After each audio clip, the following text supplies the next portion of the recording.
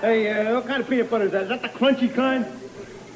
Yes, it's the crunchy kind, and I can prove it to you. When this jar hits your head, you'll hear a crunch. Don't get excited, will you? Remember, you're talking to the vice president of Ralph Family Incorporated. All I'd like to do is eat in peace. Go ahead, who's stopping you? Fine thing for a president of a corporation to be eating peanut butter sandwich. You ought to be eating something to stick to those fat little ribs of yours. Do you mind leaving this apartment and going back upstairs? All right. I'm going, but I got this to tell you. I'm going to leave your corporation in a state of bankruptcy. I'm withdrawing my $20. You told me that every time you turn around, I'd make money. Well, so far, you ain't been exactly no pinwheel. Testing. Hot outbound count. 1, 2, 3, 4. You want to hear? Lower your right shoulder. Go! The Honeymooners Podcast, the only podcast that is all about the greatest show of all time. With the stars, Joe Conti and Louis Fatts.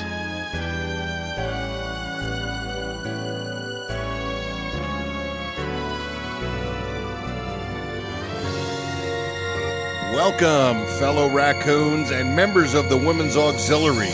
What's happening, all you Hurricanes, Bensonhurst Bombers, and all the Joe Fensterblaus of the world? You're listening to the Honeymooners Podcast with me, Joe Conti, and my pal Louis Fatts. A pox on you and all your ancestors. And we're the only discussion-based podcast all about the greatest show of all time. We record in the Non-Productive studios in Clifton, New Jersey. Subscribe to the show wherever you get your podcasts, and if you're on iTunes, give us a 5-star rating and leave a positive review. And our home base is the Non-Productive site. That's non-productive.com/honeymooners. And don't forget to like our Honeymooners podcast Facebook page. What's happening, Lou? Joe, I'm going to say one thing.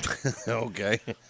19 was superb. You know what? We always How say, the hell do we do a number 20? I don't know. We said that about the RX episode. Yes, we did.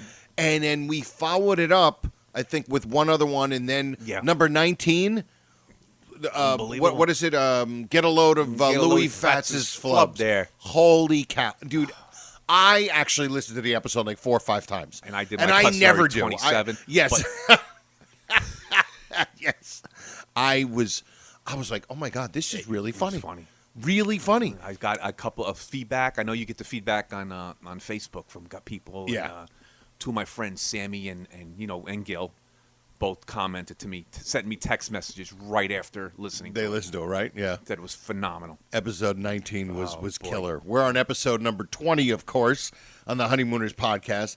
But 19 was great. 19 was so good. Now, if anybody wants, they can leave us a voicemail on our hotline. It's the same hotline from my other show, Conti and Kenny Show, but it's 240-442-2635. If you call that up, you can leave a voicemail, and we'll play the voicemail live on the show. Now, we have a voicemail from one of our listeners, friends on Facebook. Oh, yeah.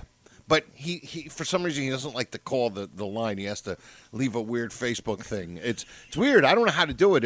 I guess he sends me a Facebook message, but it's a voicemail. And don't ask me. Yeah, but it's our friend Gary. Yes. Oh, Gary, our man Gary. Love Gary. Yeah. Gary's great. He's great. You know what? I never met him, but he just seems like a wonderful guy. Yes. Just one of those really, really nice people that if I found out somebody didn't like him, I wouldn't like that person. Yes, exactly. He's one of those. Yeah. Yeah. So Gary left us a little message. Yes, he left us a message all about number 19, and here it is. Louie and Joe, I just wanted to let you know I've listened to episode 19 of your podcast, and it was hilarious. I almost ran off the road a couple of times. But I want to tell you one thing. I know you said that this has been a long process and that you would, that you're trying to reach your groove and, it's hit and miss on some things. But I'll tell you right now, episode 19, you have reached the second plateau. You guys have finally found your groove. Keep up the good work. Episode 20, I'm sure, is going to be just as exciting. But you guys have finally made it. Congratulations. Bye. Thanks, kid. Gare. And thanks for the big bell in the middle of Oh that. yeah, that was. I don't know what that was. I got earphones on and almost blew my head off. But thank you, Gary. We love Gary. Yes, we do. And we appreciate. Sweet kid. Oh yeah, sweet kid. And we appreciate you giving us a listen. But before we even get into episode 20, we got a little bit of a it's a little bump in the road, and it really annoys me. At the time that we recorded this, for some reason, like for the last 3 days, they took down almost all of the Honeymooners episodes on YouTube. The full episode, yeah. Yeah, which, look, if it was always a problem where they were always being taken down, I would say, okay. But as long as I've been on YouTube, they've been there. Yeah, me too. Now, all of a sudden, it has to be some sort of copyright thing. Whatever, but yeah. it's been on there forever. I know. And it was so convenient. Yeah, and maybe I'm thinking it got lost in the shuffle somewhere.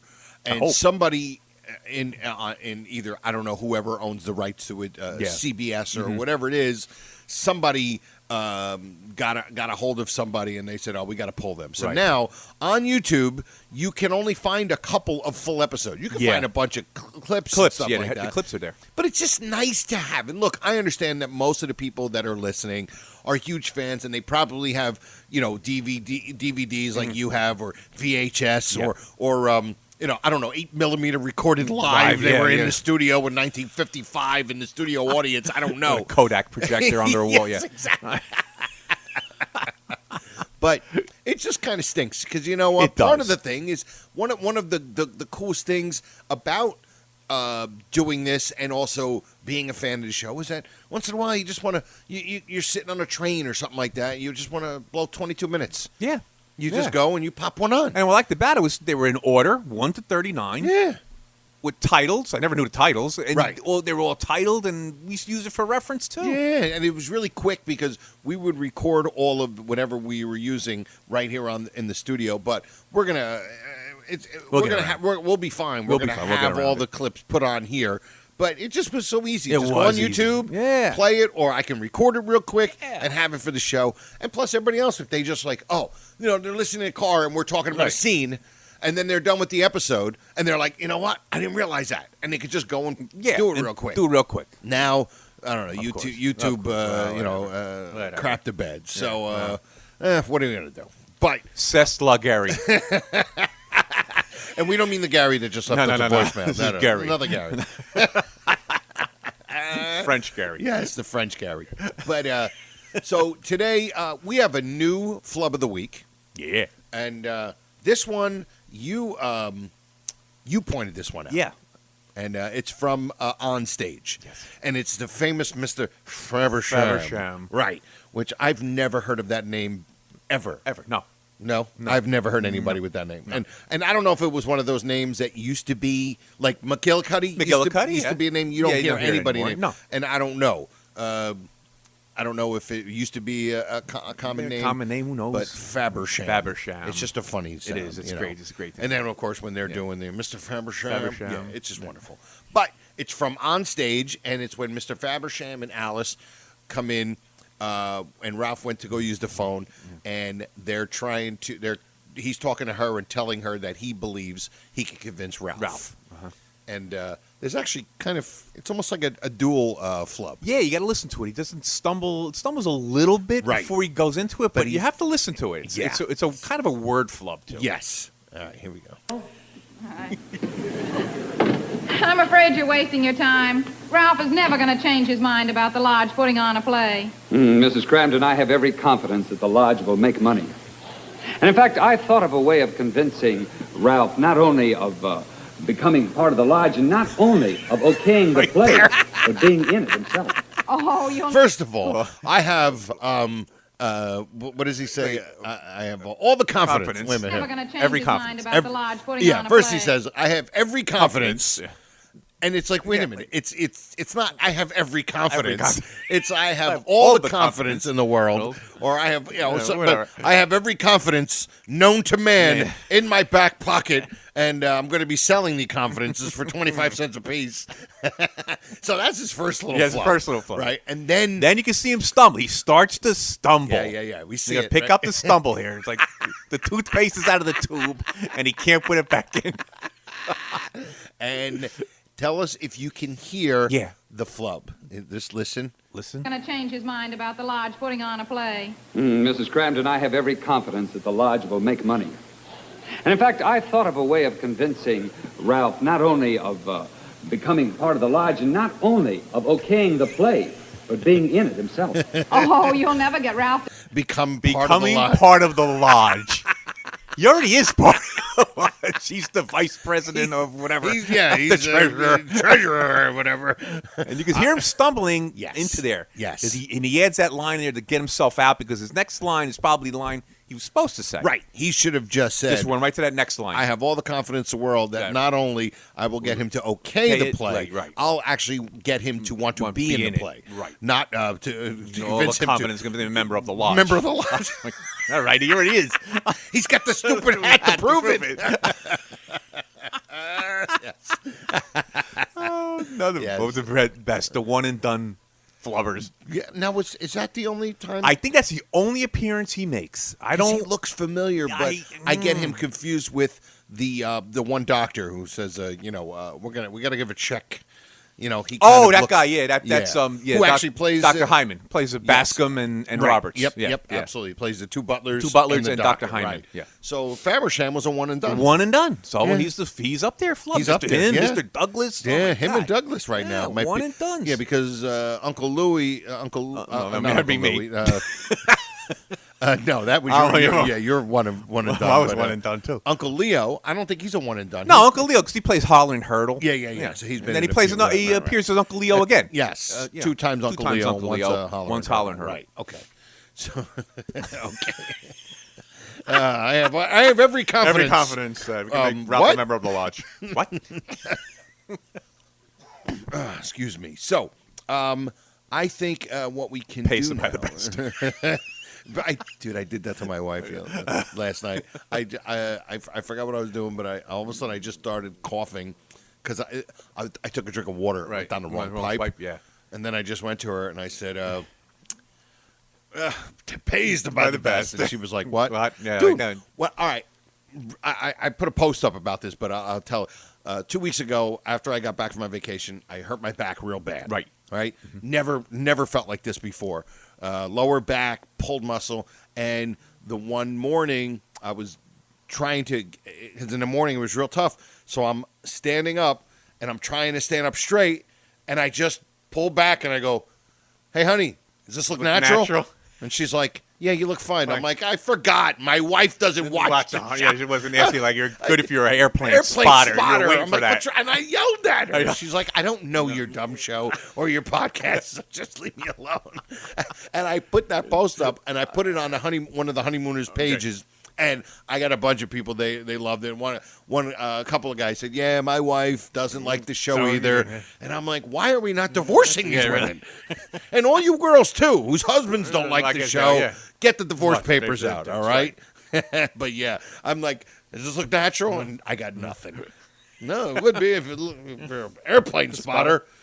All right. Well, today, what we want to do is get into the scene from Ralph Cramden Incorporated. Oh, love it. Yeah, love it. The reading of the will. Reading of the will. Reading of the will. We all know, come fortune, eat your breakfast. And we were starting to discuss it even before we came on the air. So let's just get right to it. Yep. Okay, here we go. I love this. Fortune. Come, Fortune, eat your breakfast. Come now, Fortune, you've got to eat, you know. Is everything ready in here? Mr. Carson is going to read the will. Everything's will. ready as it will ever be. Will. But I'm worried about Fortune Bascom. He isn't eating. Oh, poor little dear. He 'Cause he's a misses prop. Mrs. Monahan. Come, Fortune, eat your breakfast. Ah, there's the doorbell. It must be that Mr. Cramden that they're expecting. It's the same guy that I took his hat over at Mr. Marshall's house. Mr. Carson and the others have been waiting. I'll tell them you're here. Thank you very much. How do you do? Hey, look. Today I seen a parrot with you. What a great callback that is. That's such a great callback. Yeah. Now look at Martin. I'm telling you now, and I'm telling you for the last time. Don't embarrass me here. Can't I even look around? All right, but don't touch anything. What a grouch. That's Second the, time. That's the second Second time. time Yeah. sheesh with a grouch. Yep. This is real class, huh? Bet you they spent at least $100 on the furniture in this room alone. $100. That never gets old. That never gets Hey, old. Ralph, look. I bet this guy had a rotten father. Oh, there you are. Oh, how do you do, Mr. Carson? I'm sorry I'm late, but I was taking care of my corporation. We were about to start without you, but there are Start some without him. things that just can't wait. Like we say to Seward, time and tide, wait for no man. This is my business associate, Mr. Norton, Mr. Carson. This is Mr. Bradley, Mrs. Monahan's nephew. Oh, So you're the bus driver. I'm Yeah. very glad Robert to meet Hilliard. no hard feelings, of course. You know how fickle fate can be. Better luck next time. Well, it will all be... You know what's funny about that? It's almost like he doesn't realize until they tell him that, they give a little hint to that he might not be getting anything. Yeah, like- because he's like, hey, so you're the bus driver. Driver, Like, yeah. better luck next time. And all of a sudden, he looks horrified. Yeah. It's like, dude, you're not realizing you were in the paper. You're in the paper. Yeah. She said she had no use for you. you whatsoever. She had no use for you. You were what are you expecting the back the brink truck up? I don't think it's going to happen. All right. She doesn't even trust Fortune with it. Yeah, really. The maid got 25 grand. grand, yeah. What do you think you're getting? Seated now. We'll get on with certainly. it. This shouldn't take very long. This will is quite short, and there's no question as to its legality, so I shall skip the technicalities and get right down to the bequest. To Herbert Bascom, my butler, for his many years of faithful service, I leave the sum of $50,000. It's a clapping. Sorry, a little habit I picked up watching the quiz shows. That line is it's not just because it's funny, it's the way he delivers it. If somebody said, it's a habit I picked up watching the quiz show, you would have been like, that's cute. Yeah. The way he delivers it. Yeah. It's a habit I picked up watching the quiz shows. I can remember, too, at the time, quiz shows are popular. Right. Very popular in yes. the 50s. So, Right. it's one of them things that everybody was watched. watched. Everybody- Everybody watched quiz shows. Again, like you said, keeping up with the, even though the show was kind of every episode was a one, Yeah, like a stand-alone, whatever they thing, call it. but Yeah. they still incorporated some of the things that were going on at Yep. the time. At the time, yep. Very Watching the contemporary. quiz shows. Very contemporary. The quiz shows. Quiz shows. I just want to say that again. Of $50,000.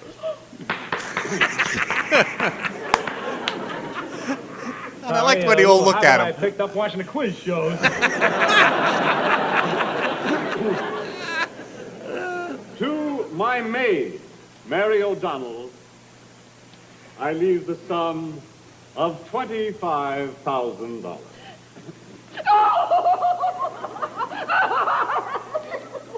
Some people are never satisfied. And I always wonder, right, Joe, we were talking about this, like, why is she breaking down crying? Now, you say... I say that it was, at that moment is when all the reality hit her that she's gone. Mrs. Monahan's and gone. she started crying, and that's what makes the joke so great, Right. where he goes, some people are never satisfied. See, now, I thought it being that Bascom got 50 grand and she only got, No, got because 25 grand. No, because then Ralph, it wouldn't have been a funny joke. With Ralph saying, some people are never satisfied. You got right. I remember that in there too. That she's getting $25,000 less, and Ralph saying some people are never satisfied. Right. That's why I always looked at it. I didn't know because I never knew why she broke down. Yeah, and then Bascom leads her out of the room because then he's got to come back because he's got to get Fortune. Yes, exactly. You know, because she was too broken up to stay at the reading of the will. She probably had to work at some other studio. You know, and she was probably standing on some. You would think you'd want to hang around and see what everybody else got. Yeah, exactly. Where you going? All right, who's getting this $40 million? Where's this going? Besides you, Mr. Carson. Yeah, it's $40 million. Right now we're out $75,000. Where's the rest of this money going? Is it going to the chubby guy? All right, here we go. And his business associate?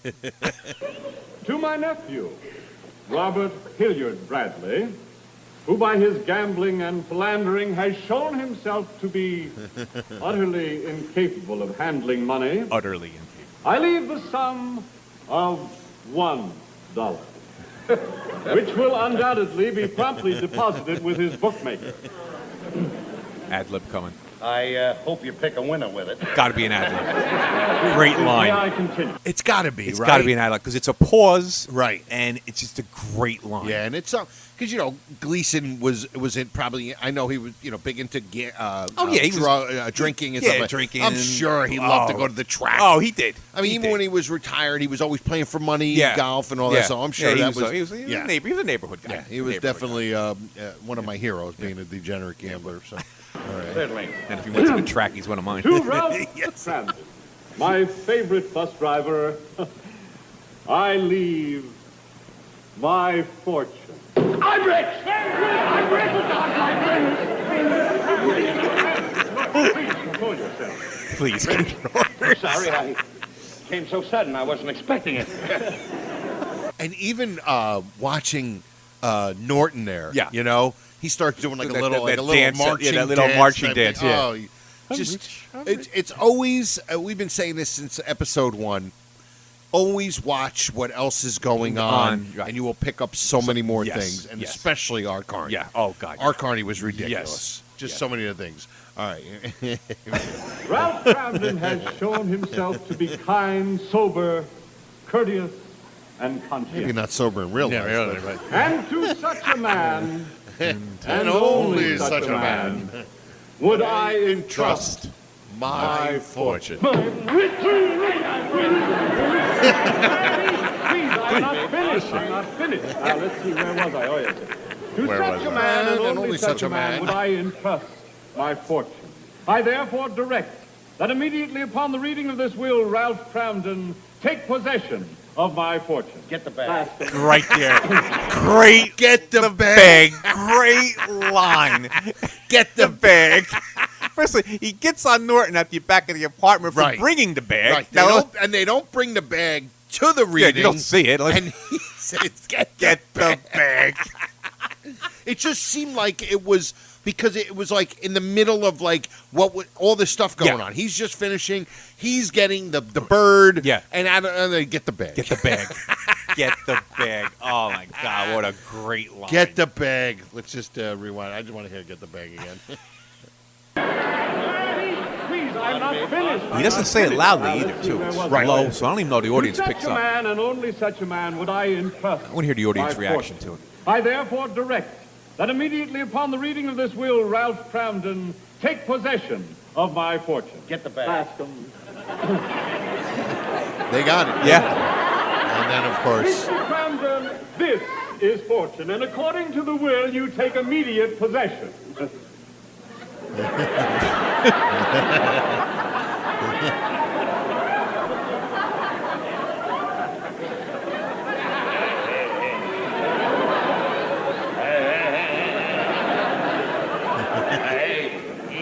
I love that. Yeah. And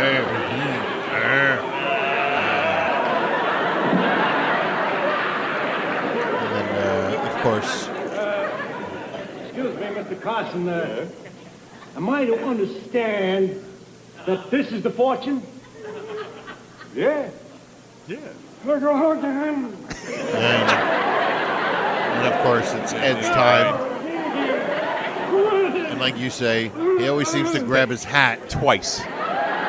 they fainted twice in this episode. They fainted back at the apartment when they found out. Oh yeah, when they found out the $40 million. Yeah, and then Norton 35% belongs to the stockholders. Right. He faints on the way down. He tries to catch his hat. Right. And then they fainted again. And at he the tries to reading catch his hat again. again. So there was a dual fainting on this episode. Fainting on this, yeah. Double fainting on this one. Oh, my God. Get the bag. Get the bag. Oh, my God. Oh, what a line. And you know what? I got to tell you, we were just watching another scene real quick because we were checking something out. And you know what? Gleason was an amazing actor. Yeah, he was. Yeah. I mean, look, all the great lines, but because like what we all do when we're watching this, we're watching at least now, ever since I started doing this, watching everything else that's going around. That's going around what's happening, and I'm watching him react to the other person in the scene. Yeah. And that's what they say. They say actors, the biggest thing on acting is being a listener. Yeah. They say that's the best actors are best listeners because you can't just sit there. I've never really acted, but I know friends of mine that do. And, when they say, all right, my line's coming up, you can't just sit there and wait for your line. For your line, yeah. You have to listen to what the person's saying. Exactly. Be part of the scene. You have to be part of the scene. He was amazing. Yeah, even our Carney, when you get like the three of them in the apartment, and Ralph and Alice are going at it, and our Carney's in the background. Yeah. But he's standing there, but he's so great and just standing there. He's standing there, and because you're like, you know what? It's like he's really standing there. Yeah. While it's like what you would do if you were in that situation. Yeah. Like you said, not waiting for his next line, preparing himself for his next line. He's right. He's part of it. He's part of it. Whether he puts his hands in his pocket. Yeah, that's hard. What you do with your hands. Is that's like what I heard too. Things. Yeah, I heard actors always that. say that. Like, what do you do with your hands? Yeah. And as two Italians, we always know what to do with our hands. We keep them moving. moving. Talk with them. Keep moving. We don't have any words come out of our mouth. We use our hands. Speak with them. But yeah, I mean, another great.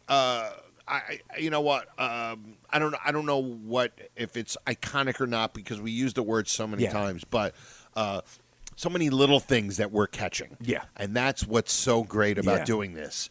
And it's great to just watch because now we really start to watch what they're doing. Yeah, and not only do we laugh, but we're just like we said, every time we watch an episode because we watch them differently now. Yes, we're catching stuff we never things. saw. I mean, it's just things like we said. We've seen these things 1,000 times, and I'm seeing things new. Right, because I'm not just like looking driving. at Gleason when he's talking. I'm looking otherwise. I know what Gleason's going to say. I can play his part. Exactly. But you're looking off. You look off to the off character. Well, because you get so used to seeing it that you're just watching it. It's almost like you're not even paying attention. No. They say that when you if you drive the same way to work every day, there'll be days where you pull into your job and you're like, you know what? I don't even remember driving that one part. Yeah, I don't remember because you're just doing it. I don't remember passing the gas station. I wanted to check what the price was, and you're you're buy it. And you're Well, we see it so many times. Like I think it was episode 19, the flub, Mr. We're going to Mahler's house. Wiedemoller. Yeah. I've heard him say Wiedemoller a zillion times, but we never caught it. Never caught it because we know it's Wiedemeyer. Because we hear Wiedemeyer. We hear it. Yeah, absolutely, absolutely. Oh man, get the bag. Get the bag. I can't get over that. It's just. It's great. Do we have a? We're already at 26 minutes. We're at 27 minutes. All right, it's ridiculous how fast we get. Because we get our flub. We got Mr. Fabersham's flub in there. Yes, we got Mr. Flub. Yep. So we're gonna do a lot of trivia. Absolutely. You want to do a trivia Okay, I'll do a question? trivia. Yeah. Okay. See if you got. Let me see what I got. All right, you've been hot, Joe. You're like 4 for 4. Yeah, I mean a little hint here and there. Yeah, but, no, that's all right. The hints are good. Right, here we go. Let me see. I can make you 5 for 5, or I can end your streak right now. Yes. Pick it. You want the challenge, or you want? Yes, I want the challenge. Okay. Go ahead. All right. Here we go. Okay, and I believe it's Something Fishy. Opens up with them playing ping pong. Right. Okay. Okay. Now, the score at the time is we're going back and forth. You owe me 10 cents. No. The game's 21. 21. Right. So Norton's beating them 20 to 2. And he comes up with this. He names his shot. What does he call his shot? I know that something nuclear is in it, but the Ed Norton. No, I just know. I think the word nuclear is in it. You asked for it. Okay. Okay. Norton's Mystery Atomic Cannonball. Is that what he says? Yes. Mystery Atomic Cannonball. And when he says it, he's like stumbling. I'm thinking, is he making this up as he's going along? I think he did. When you watch it, he's making it up. He goes, Norton's Mystery Atomic Appetizer. Cannonball. Cranmars. Delicious cannonball shot. So what it's Norton's Mystery Atomic Cannonball shot. Wow. There was I said nuclear. You want the other one? I'll give you a pass. I'll give you the other one. Okay. All right. In the let's see. All right, the costume party. Okay. What is Trixie dressed as? Oh, I know. She's dressed as a Navy girl. There you go. Right? Sailor. She's dressed as a sailor, right? Yeah, absolutely. All right. Hey, you know. Hey, I tell you. Well, we don't know. We'll ask you guys to let us know what you think of episode 20. Don't compare it to 19, please. 19. You know what I want to do? I want to get one of our episodes and put it on YouTube. Yeah, 19 might be the would episode. be the one. No, I'm not. Insulting the other episodes. No, they're good in their own right, yes. I guess. Yeah. But 19 was a gem. Boy. And so because I want to get more people to, know about the show. Yes. And YouTube doesn't drop us. Yeah, really, YouTube. Well, thank you everybody for giving us a listen. We really, really appreciate it. Episode number 20 in the books. Who do I want to thank? I want to thank our all the Honeymooner Facebook groups. The Honeymooners, the Honeymooner Raccoon Lodge, and the original 39 episodes. Mm-hmm. Thank you to Brother Norton for him helping us out. And he's got his Honeymooners Trivia podcast, which you should listen to, because he gets Art Carney's son to do one of the questions. Yeah. And, man, dude, if we can get Art Carney to call in, what we have to do is we have to figure out who's going to be the brave one to ask him the questions. We'll write all the questions down, and which one is going to be like, because we're both going to be doing the humming and humming. Oh, we'll both be humming and humming and all that. Yeah. Yes, it's Brian Carney, you know what I mean? It's Art Carney's son. But that would be really, really awesome. So hopefully we can do that. And also, I have my show, the Conti and Kenny Show, which is on every Monday night. 7 o'clock on More Like Radio. And for anybody that's interested, I've been doing comedy now like 19 years. I put out an hour DVD CD back in 2012, and it's on CD Baby and iTunes. It's called Joe Conti Happiness. If you want to check it out, it's like $6 on CD Baby if you want to download it. And that's it. So episode number 20 in the books. Thank you, everybody.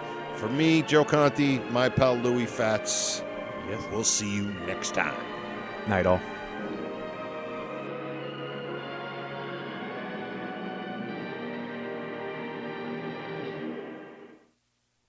Good night. Good Thank night. you. Good night. We'll have to do this again real soon. How about tomorrow night?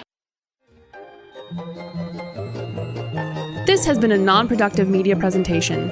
Executive producer, Frank Hablawi. This program and many others like it on the Non-Productive Network is distributed under a Creative Commons Attribution Non-Commercial No Derivatives license. Please share it, but ask before trying to change it or sell it. For more information, visit non-productive.com.